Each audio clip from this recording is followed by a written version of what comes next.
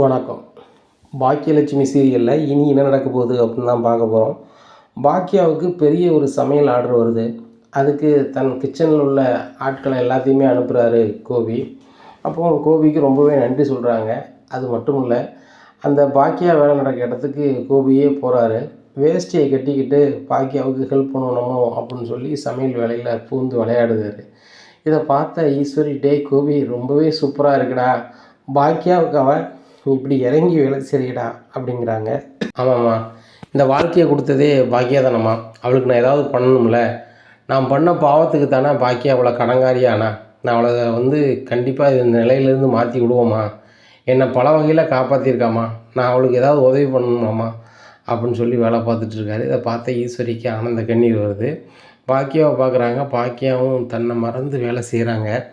தங்கிட்ட வேலை பார்க்குற எல்லாரையுமே கனிவாக பேசி வேலையும் வாங்குகிறாங்க. இதை பார்த்துட்டு இவங்க 2 பேரும் இணைஞ்சு இந்த தொழில் பண்ணாங்கன்னா எங்கேயோ போயிடுவாங்க. கோபியுமே பாக்கியா அவ்வளோ பொறுப்பாக பார்த்துப்பா. அந்த ராதிகா சாப்பாடு கூட சமைச்சு கொடுக்க தெரிய மாட்டேங்குது, வரட்டியை போடுதா.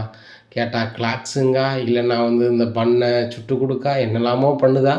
இட்லி தோசையோ உடலுக்கு எதுவுமே நல்லது கொடுக்க மாட்டேக்கா அப்படி இப்படின்னு சொல்லிட்டு இங்கே கடுப்பில் ஆகிறாங்க. அப்போது நேராக செலியன்ட்டு வராங்க. டே செலியா, இந்த ராதிகாவை எப்படியாவது அனுப்பணும்டா, என்னடா பண்ணலாம் அப்படிங்கிறாங்க. பாட்டி, இப்போ சமையல் வேலை அம்மா வேலை முடியட்டும், அந்த ஆர்டரை செம்மையாக பண்ணட்டும் அப்படிங்கிறாங்க. இல்லைடா, அவளை எப்படியாவது அனுப்பிவிடணும், அதுக்கு ஒரு ஐடியா சொல்லு அப்படிங்கிறாங்க. அது எப்படி பாட்டி அனுப்ப முடியும், அப்பாவோட ஒய்ஃபாக இருக்காங்க, அவங்களாம் அனுப்ப வாய்ப்பு இல்லை அப்படிங்கிறாங்க. டேய், அவளையே போக வைக்கணும்டா அப்படிங்கிறாங்க. அதெல்லாம் சாத்தியம் இல்லை பாட்டி அப்படிங்கிறாங்க. நீ சும்மாடா, நான் பார்த்துக்கிறேன் இப்படிங்கிறாங்க. இங்கே ஈஸ்வரி இங்கே சமையல் வேலையை சக்ஸஸ்ஃபுல்லாக பண்ணுறாங்க. பண்ணி முடிச்சுட்டு எல்லாருமே வீட்டுக்கு போகிறாங்க. வீட்டுக்கு போகும்போது ராதிகா வராங்க, வேலைக்கு வீட்டுக்கு வராங்க. அப்போது ஈஸ்வரி கேட்குறாங்க, இங்கே பாரு ராதிகா, கோபிக்கும் பாக்கியாவுக்கும் விரிசல் இருந்துச்சு, அதில் தான் நீ வந்த. இப்போ அவங்க 2 பேரும் சரியாயிட்டாங்க, ஒருத்தருக்கு ஒருத்தர் உதவி செய்கிறாங்க, அவங்க பையங்களுக்காக அவங்க ஒன்று சேரணும்னு நினைக்காங்க. நீ அவங்களுக்கு இடைஞ்சலாக இருக்காத, நீ ஒழுங்காக விலகி போயிரு அப்படி இப்படின்னு சொல்லுதாங்க. இதை கேட்டால் ராதிகாவுக்கு சரியான கடுப்பில் மாடிக்கு போயிடுறாங்க. அங்கே போனோன்னா அங்கேருந்து கால் பண்ணுறாங்க கோபிக்கு. கோபி, நீங்கள் மாடிக்கு வாங்க, நான் வருதை பார்த்தீங்களா, உங்கள் பாட்டில் பேசிகிட்டு உட்காந்துருக்கீங்க ஹாலில் அப்படிங்கிறாங்க. ஆமாப்பா ராதிகா, நான் செலியன்ட்ட பேசிகிட்டு இருந்தேன். என்ன ராதிகா செல்லம் சொல்லு அப்படிங்கிறாங்க.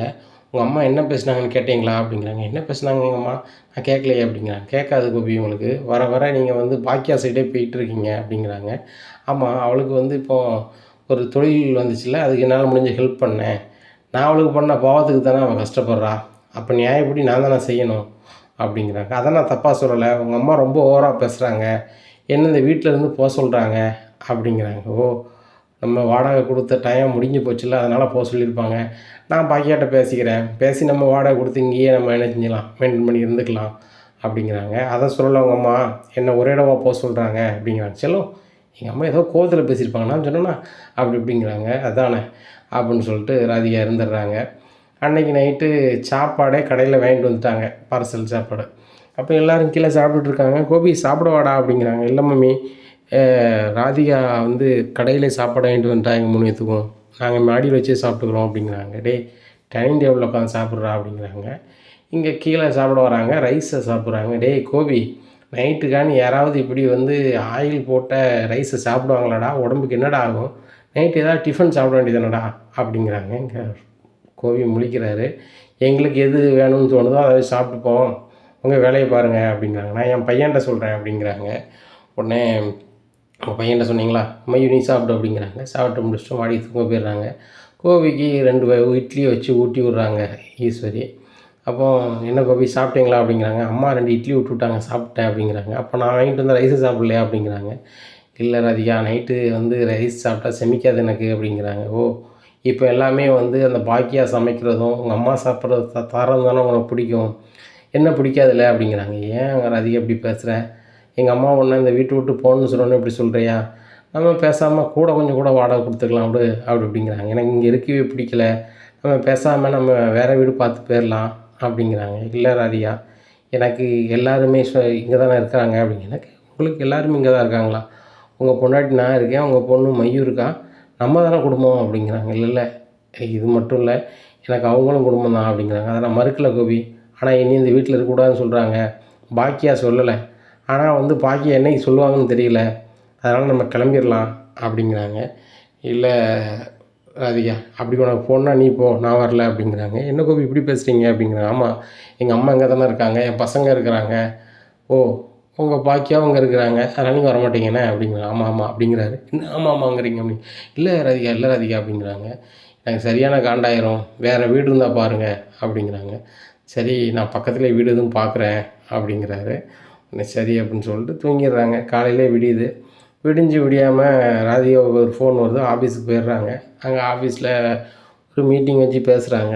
எல்லோரும் பெங்களூர் போகணும், ட்ரைனிங் போகணும் அப்படின்னு பேசுகிறாங்க. ராதிகா மெயினாக போகணுன்னு சொல்கிறாங்க. அப்போ இந்த விஷயத்த ராதிகா வந்து சொல்கிறாங்க கோபிகிட்ட, நான் பெங்களூர் போக போகிறேன், மீட்டிங் ஒரு வாரம் அங்கே தான் இருப்பேன் அப்படிங்கிறாங்க. சரிப்பா, சந்தோஷமாக போய்ட்டு வா அப்படிங்கிறாங்க. நான் போதில் உங்களுக்கு வருத்தமே இல்லையா? அது போக மையம் எப்படி பார்க்குறதுன்னு ரொம்ப சங்கடமாக இருக்குது எனக்கு. அதனால் எங்கள் அம்மா வர சொல்லி ஒரு வாரத்துக்கு எங்கள் அம்மா வீட்டுக்கு அனுப்ப போகிறேன் அப்படிங்கிறாங்க. இல்லை, மையம் இங்கேயே இருக்கட்டுமே அப்படிங்கிறாங்க. இல்லை கோபி, நம்ம எங்கள் அம்மாட்டே அனுப்பிடுறேன் அப்படின்னு சொல்லிட்டு ஒரு வாரத்துக்கு அங்கே அனுப்பிட்டு இவங்க பெங்களூர் கிளம்பிடுறாங்க. இப்படியா இருக்குது.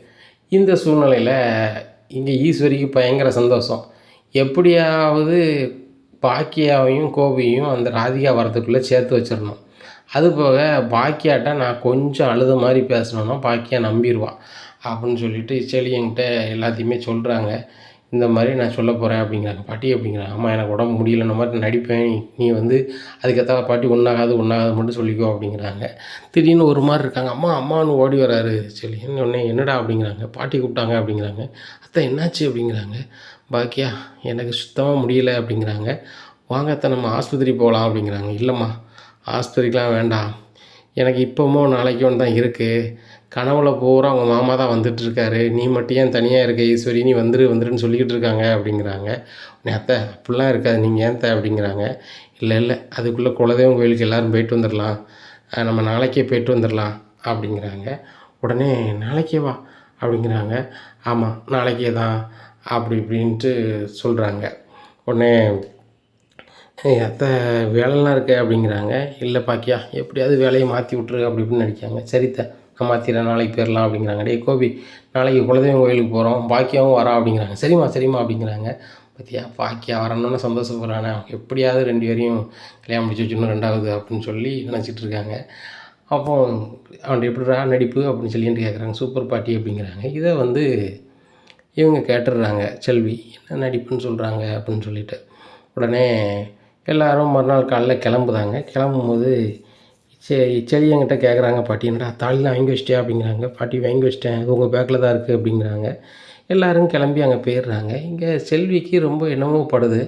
இந்த அம்மா வந்து உடம்பு சரியில்லாத மாதிரி இல்லை, ஏதோ தாலி வாங்கி வச்சிட்டியான்னு கேட்குறாங்க. ஆமாங்கிறாங்க. கோபி சாரும் போகிறாங்க, அக்காவும் போகிறாங்க. என்ன நடக்குன்னு ஒன்றும் புரியலையே, குலதெய்வம் கோயிலுக்கு வேறு போகிறேன்னு சொல்கிறாங்களே அப்படின்னு சொல்லிட்டு நினைக்கிறாங்க. சரி, நம்மளை வீட்டு பாதுகாப்புக்கு இருக்க சொல்லியிருக்காங்க, எதுக்கும் நம்ம வந்து இதை வந்து ராதிகா மடத்துக்கு சொல்லிடுறோன்னு சொல்லி ராதிகா மடம் ஃபோன் பண்ணுறாங்க செல்வி. இனி என்ன நடக்கும் அப்படிங்கிறத பொறுத்திருந்து பார்க்கலாம். நம்ம சேனலை நீங்கள் மறக்காமல் லைக் அண்ட் சப்ஸ்கிரைப் பண்ணுங்கள்.